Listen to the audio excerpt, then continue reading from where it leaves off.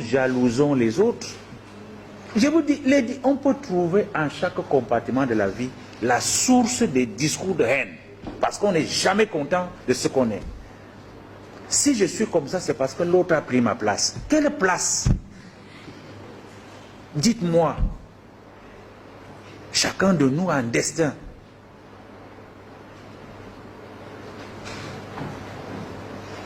À partir de cet instant, si nous retrouvons l'humilité, que d'aucuns qualifient de faiblesse, mais l'humilité est une force, celle-là qui nous réconcilie avec le Très-Haut. Je ne vous ai pas dit d'être naïf. Loin de nous ce discours de naïveté. Vous devez être réaliste et comprendre que votre propre bonheur est aussi lié au bonheur des autres. Et j'aime souvent le redire, et souffrez que je le redise encore aujourd'hui. Nous sommes aujourd'hui trop préoccupés par le matériel. Et croyez-moi, il ne faut jamais être heureux seul.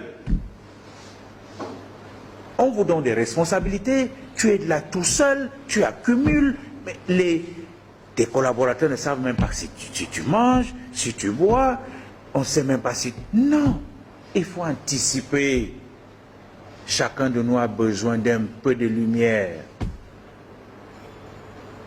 Quand Dieu vous place quelque part, vous devez faire le bonheur autour de vous. Chaque chef qui est chiche, qui a le franc en main, ne mérite pas sa place. Commentez comme vous voulez.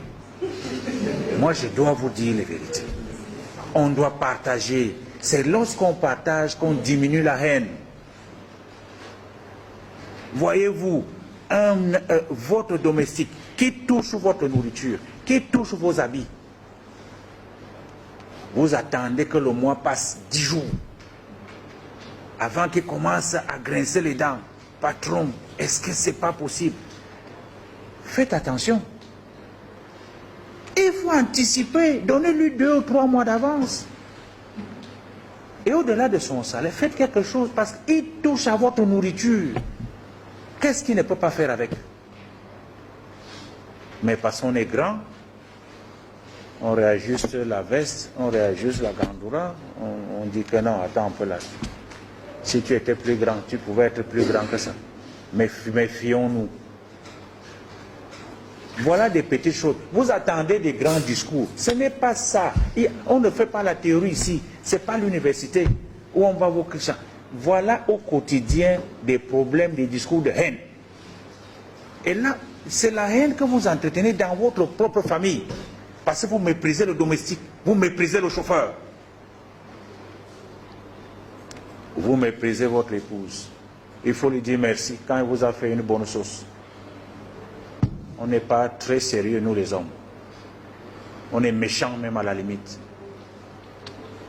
Dieu seul sait quand une femme prend du temps pour se brûler les mains. Elle fait le plantain, elle fait le riz, elle fait ceci. Toute cette bonne nourriture, elle pose là. Tu finis de manger, tu ne dis pas merci. Les femmes ne sont pas en reste. Parce que nous aussi, on se bat beaucoup. Matin, midi et soir, on transpire. On amène quelque chose à la maison. Mais quand on arrive à créer nous bien, pas les palabres. Du matin au soir, tu étais où? Tu faisais quoi? C'est patati patata. Non, il y a toujours, c'est le désordre. Ça chauffe. Et quand ça chauffe comme ça, le mari, il est obligé d'aller ailleurs là où c'est calme. Voilà les discours de haine. Parce que je vous assure, laissez les dictionnaires, laissez les choses compliquées. Regardons autour de nous. Que faisons-nous pour que la vie soit allégée, soit moins pénible? Chacun de nous a une responsabilité.